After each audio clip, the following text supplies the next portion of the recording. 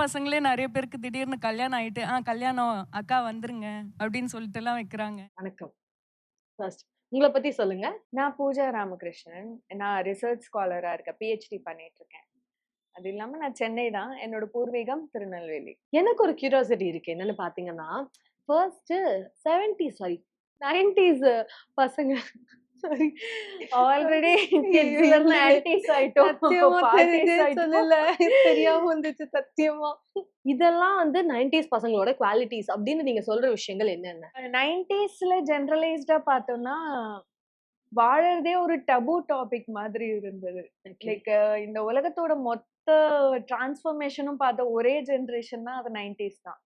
Like அந்த 80ஸோட பிஹேவியரும் இருக்கும். அந்த ஜென்ஸியோட என்ன சொல்றது டெவலப்மெண்ட் அதோட அட்வான்ஸ்மெண்ட்ஸ் எல்லாத்தையுமே ஃபர்ஸ்ட் ஹேண்ட் பார்த்ததே நாங்க தான்.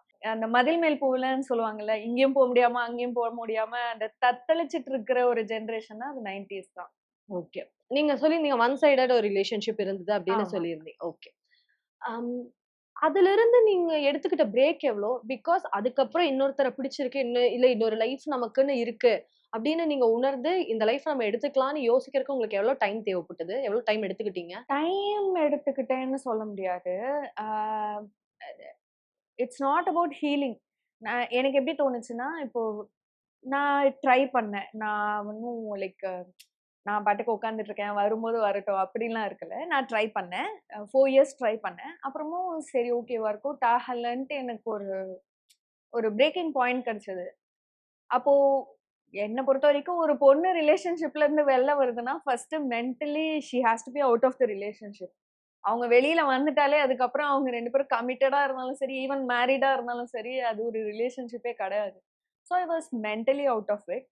அப்போ வந்ததுக்கு அப்புறமா எனக்கு அது பெருசா தெரியல அந்த ரிலேஷன்ஷிப். ஸோ நான் எக்ஸ்ப்ளோர் பண்ண ஆரம்பிச்சுட்டேன். ஓகே. அதான் அந்த டைம் பீரியடா நீங்க எவ்ளோ அத கருதுறீங்க? இவ்ளோ நேரம் ஆச்சு. இவ்ளோ நாள் எனக்கு ஆச்சு.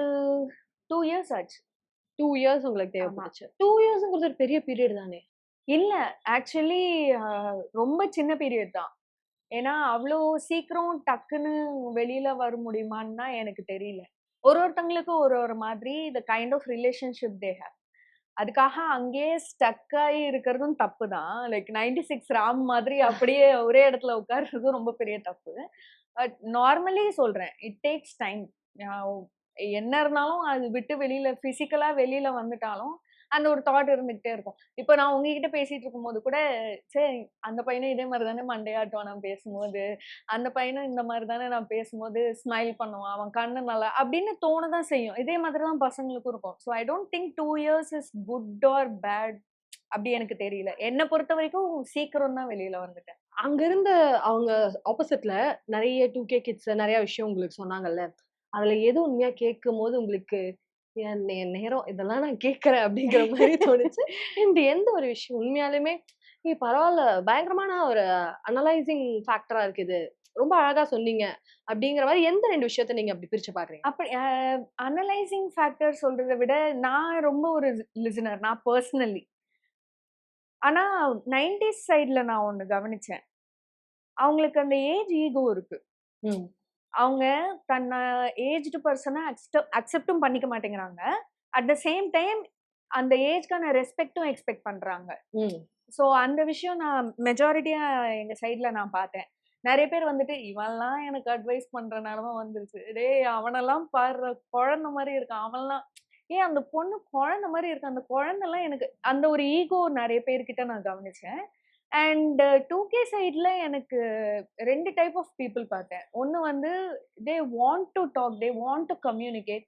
சில பேருக்கு அந்த சில பேர்கிட்ட நான் கொஞ்சம் ஈகோ பார்த்தேன். என்ன? ஆ சரி, சரி. ஓகே. பாருங்க உங்க வேலைய பாருங்க. "You I didn't talk to you" அப்படின்ற மாதிரி ஒரு ஆட்டிட்யூட் 2கே சைட்ல பார்த்தேன். பட் ஆஸ் அன் அப்சர்வன்ட் அவங்க பேசின நெறைய விஷயம் நான் கவனிக்கிற மாதிரி இருந்தது. அண்ட் லைஃப்ல யூஸ் பண்ணிக்கலாம். இந்த ஏஜ் ஆயிடுச்சு, கல்யாணம் ஆகலங்கிற ஒரு நார்மல் பாயிண்ட்ட வச்சே, ஏன்னா அத சுத்தியே எல்லாரும் கேட்கறாங்க, அத சுத்தியே பேசுறாங்க. என் லைஃபே அத சுத்தி வந்துட்டு எல்லாரும் அட்டாக் பண்ற மாரி இருக்குன்னு எந்தெந்த பாயிண்ட்லலாம் நெனச்சிருக்கீங்க?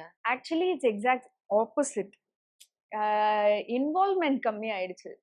என்ன பத்தின இன்வால்வ்மென்ட். நான் வந்துட்டு அந்த ஃபேமிலி ஃபங்ஷன்ஸ் அந்த ஈவெண்ட்ஸ் அதுக்கெல்லாம் நான் பெருசா போறதே கிடையாது. ஸோ என்னோட ஷீல்டா என்னோட அப்பா அம்மா தான் இருக்காங்க. ஸோ அவங்க தான் ஈவெண்ட்ஸ்க்குலாம் போகும்போது அவங்க கிட்ட தான் அந்த கொஸ்டின் போகும். அவங்க என்கிட்ட வராம பாத்துக்கிறாங்க.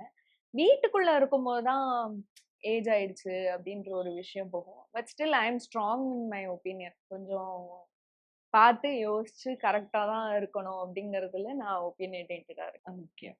பட் அப்பா, அம்மா எந்தெந்த இடத்துலலாம் சொல்லும்போது உங்களுக்கே உண்மையா கஷ்டமா இருக்கும். நான் லைக் அவங்க நம்மளால சஃபர் ஆகுறாங்களோ அப்படிங்கிறது. அது எனக்கு பர்சனலா தோணும். அவங்க இதுவரைக்கும் தேங்க் காட் இதுவரைக்கும் அந்த மாதிரிலாம் சொன்னது கிடையாது. அண்ட் ரிலேட்டிவ்ஸ்ல இந்த குழந்தைங்கலாம் இருப்பாங்கல்ல, கசின்ஸ் எல்லாம் அவங்கலாம் கலாய்க்கும்போது தான், "ஏய் நீலாம் என்ன கலாய்க்கிற மாதிரி வந்துருச்சே" அப்படின்ட்டு இருக்கும். மத்தபடி ஒண்ணும் ப்ராப்ளம் இல்ல. பெருசா லைக் அது ஒரு ஃபன் ஈவென்ட்டா, ஒரு ஜாலி ஈவென்ட்டா அப்படியே கடந்து போயிருவோம். ஒரு கப்பிள் பார்க்கும்போது அது 2K கப்பிளா இருக்கலாம், 90 கப்பிளா இருக்கலாம், எந்த லைக் 60ஸ்ல கல்யாணம் பண்ண ஒரு கப்பிளா கூட இருக்கலாம். அந்த மாதிரி ரொம்ப அந்யோன்யமா இருக்கவங்கள பார்க்கும்போது உங்களுக்குலாம் உங்களுக்கு நம்மளும் பேசாம கல்யாணம் பண்ணிக்கலாம் அப்படிங்கறது தோணியிருக்கு. அது டெய்லியுமே தோணும். ஆ. பிகாஸ் சுத்தி இருக்கிறவங்க எல்லாருக்குமே கல்யாணம் ஆயிடுச்சு. என்னோட ஃப்ரெண்ட்ஸ், என்னோட ஸ்கூல் ஃப்ரெண்ட்ஸ், என்னோட காலேஜ் ஃப்ரெண்ட்ஸ் எல்லாருக்குமே கல்யாணம் ஆகி குழந்தைலாம் இருக்கு. ஸோ அப்போ எனக்கு நான் ஈவென்ட்க்கு போகாததுக்கு காரணமே I am not in a relationship, marriage அந்த ஒரு இது இல்ல. கமிட்மெண்ட் எனக்குன்னு ஒண்ணு இல்லங்கிறதுனால தான் நான் பெருசா எந்த ஃபேமிலி ஃபங்ஷன்ஸ்க்குமே இன்வால்வ் ஆயிக்கிறது இல்ல. ஆனா இப்போ எனக்கு என்ன தோணுதுன்னா, ஃபேமிலி ஃபங்ஷன்லாம் போணும். இப்போ ரீசென்ட்டா கன்டினியூஸா அடுத்தடுத்து மேரேஜஸ்லாம் வருது. ஸோ அதுக்கெல்லாம் போணும். அப்படி போம்போது தனியா போறத விட கூட ஒருத்தனோட போணும். அப்போ வந்து நானும் கமிட்டட் தாண்டி அப்படிலாம் சீன் போடணும். அதெல்லாம் ரொம்ப இன்ட்ரெஸ்ட் இருக்கு. பட் அது அந்த ஹேஸ்டி டிசிஷன்க்காக அவசரப்படக்கூடாதுங்கிறதுலயும் கொஞ்சம் தெளிவா இருக்கேன். உங்களுக்கு ஆஃப்டர் மேரேஜ் உங்களோட பேபி அதெல்லாம் வரும்போது நீங்க கேட்கும்போதே ஒரு மாதிரி ஜாலியா இருக்கு. கண்டிப்பா நான் உங்க குழந்தையெல்லாம் ஏதாவது கிட் ஷோ இது நீங்க கூப்பிட்டு போகும்போது அவங்கள பார்ப்பேன் கண்டிப்பா. அந்த மாதிரி உங்க குழந்தைக்கு ஒரு சைல்ட்ஹுட் இருக்கும்ல, அந்த சைல்ட்ஹுட்ல இப்ப இருக்க இதெல்லாம் நான் குடுக்க விரும்பல. என்னோட சைல்ட்ஹுட்ல இதெல்லாம் இருந்தது. அதெல்லாம் நான் குடுக்க விரும்புறேன். இதெல்லாம் நான் எப்படியாவது என் குழந்தைக்கு குடுக்கணும்னு நினைக்கிறேன் அப்படின்னு நீங்க ஆசைப்படுறது. சும்மா சும்மா கிராமத்துக்கு ஏதாவது ஒரு கிராமத்துக்கு நீங்க எந்த கூட்டிட்டு ஊரு? போவேன். பூர்வீகம் திருநெல்வேலி, வள்ளியூர் கிட்ட. ம். அம்மா சைடு வந்து நெய்வேலி. ஸோ நெய்வேலிக்கு கூட்டிட்டு போனோம். வள்ளியூருக்கு கூட்டிட்டு போனோம். அந்த மாதிரி ஒரு ஒரு கிராமமா சும்மா கூட்டிட்டு போனோம். ரொபாட்டிக் கான்வர்சேஷன் இல்லாம ஒரு மனுஷங்களோட மனுஷங்களா பேசணும். சோசியல் மீடியாலயும் ரொம்ப நெகட்டிவிட்டி நெறைய இருக்கு. அதனால அது மூலியமா அவங்களுக்கு மென்டல் ட்ராமா வேண்டாம் அப்படின்னு. ஏன்னா இப்ப கூட ரீசென்ட்டா 4, 5 குழந்தைங்க கன்டினியூஸா அடுத்தடுத்த நாள் வந்துட்டு கொலை கேஸஸ் நான் பார்த்துட்டு வரேன். குழந்தைங்க அத பார்த்து எக்ஸ்போஸ் ஆகி அவங்களுக்கு ஒரு மாதிரி மென்டல் ட்ராமா வந்து அது தேவையில்லாத ஒரு விஷயம். அதனால நோ சோசியல். நீங்க இந்த 10 பேரு கொண்ட 11 பேர் கொண்ட ஒரு குழுவுல ஒரே பொண்ணு. ஆமா. ஓகே. அந்த கேங்க பத்தி, அந்த டேஸ் பத்தி, உங்க ஃப்ரெண்ட்ஸ் பத்தி சொல்லுங்க. ஆக்சுவலி இந்த கேங் வந்துட்டு நான் 2nd, 3rd படிக்கும்போது ஃபார்ம் ஆச்சு. ஆனா, அது எக்ஸாக்ட்டா ரொம்ப வருஷம் அப்படியே இருக்கல. அதுக்கப்புறம் நெறைய கேர்ள்ஸ் எங்க கேங்ல வந்தாங்க. நான் ஒரு 6th, 7th படிக்கும்போதெல்லாம் நெறைய கேர்ள்ஸ் வந்தாங்க. நெறைய பசங்க ஸ்கூல் விட்டு போயிட்டாங்க. ஸோ எக்ஸ்சேஞ்ச் ஆச்சு. ஆனா, அது ஃபர்ஸ்ட்டு நான் ஒரு கேங்குன்னு இருந்தது அந்த அடேங்கப்பா 11 பேருங்கிறதுல தான். 10 பசங்க எல்லாருமே எங்க ஸ்கூல் பசங்க. யூகேஜில இருந்து ஒண்ணா படிச்சவங்க. நான் அதுல ஒரே பொண்ணு. எப்படின்னா, அவங்க எல்லாருமே கொஞ்சம் பேக் பெஞ்சர்ஸ். நான் வந்து மினிமம் 5 ரேங்க்ஸ்குள்ள எடுத்துருவேன். ஆனா ஒரு பேக் பெஞ்சர். ரொம்ப டாலா இருப்பேன் சின்ன வயசுல. ஸோ அந்த டாலு, அதுக்கப்புறம் இந்த பிடி பீரியட்ல எல்லா ஆக்டிவிட்டிலயும் ஒர்க் பண்றது. ஸோ அதனால பசங்க கேங் கூட அதிகமா செட் ஆகி, ஓப்பனா சொல்ல போனான்னா, ஸ்கூல் டைம்ல நான் ஒரு பிக்மி கேர்லா தான் இருந்தேன் நானு. ரொம்ப பிக்மி கேர்லா இருந்தேன். அதுக்கப்புறமா என் கேங்ல நெறைய கேர்ல்ஸ் எல்லாம் வர ஆரம்பிச்சதுக்கு அப்புறமா தான் என்னோட அந்த பேட் பிஹேவியர் கொஞ்சம் கொஞ்சமா குறைஞ்சு, அந்த ஒரு கேர்லிஷ் சைடு கொஞ்சம் கொஞ்சமா வெளில வர ஆரம்பிச்சது. ரொம்ப நல்ல கேங் அது. அந்த பசங்க எல்லாருமே ரொம்ப ஜெனுயினான பசங்க. ஒருத்தவங்க கூட, "டேய் இவன் இப்படிப்பட்டவன் தானேடா" அப்படி சொல்லவே முடியாது. எல்லாருமே ரொம்ப நல்ல பசங்க. அவர் வந்து உங்ககிட்ட கேட்டிருந்தாரு. கோபி சார் கேட்டிருந்தபோது, உங்களுக்கு அந்த 10 பேர்ல யார் மேலயும் ஒரு இது தோணலையா? ச்சே இந்த பையன் நல்ல பையன் கல்யாணம் பண்ணிக்கலாம் அந்த மாரி. நீங்க இல்லன்னு கூட சொல்லியிருக்கலாம். அது இப்ப கூட பாருங்க. ஏதோ கேட்க கூடாதது கேட்ட மாரி, ச்சீ அவனுங்களா அந்த மாதிரி சொன்னீங்க.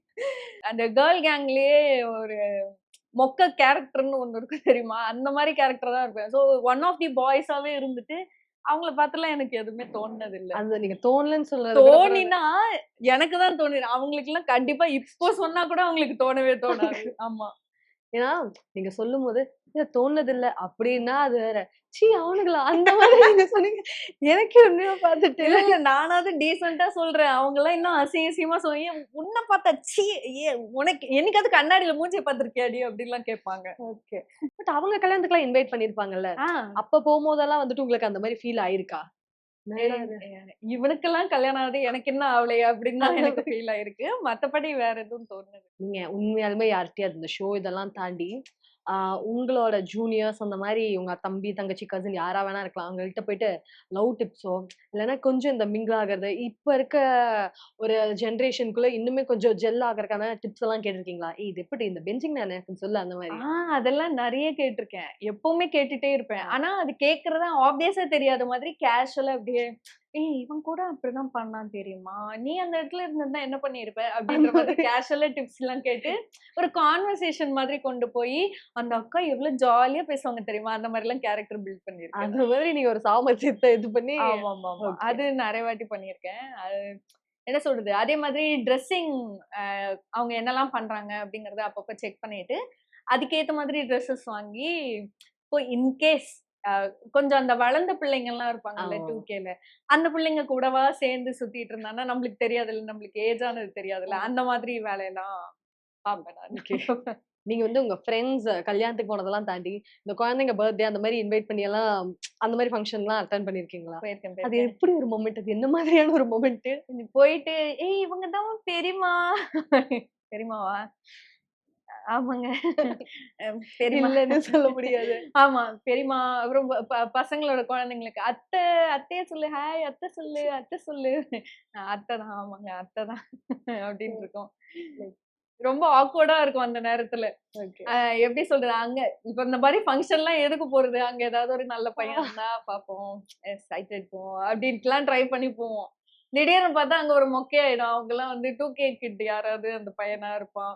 இவங்களும் கூப்பிட்டு வந்து பெரியமா அப்படின்னு சொல்லிட்டுருவாங்க. அந்த மாதிரி எல்லாம் இருக்கும்போது ஐயோ நீ விட்றா வரவே இல்லடா அப்படின்ட்டு ஆகும்.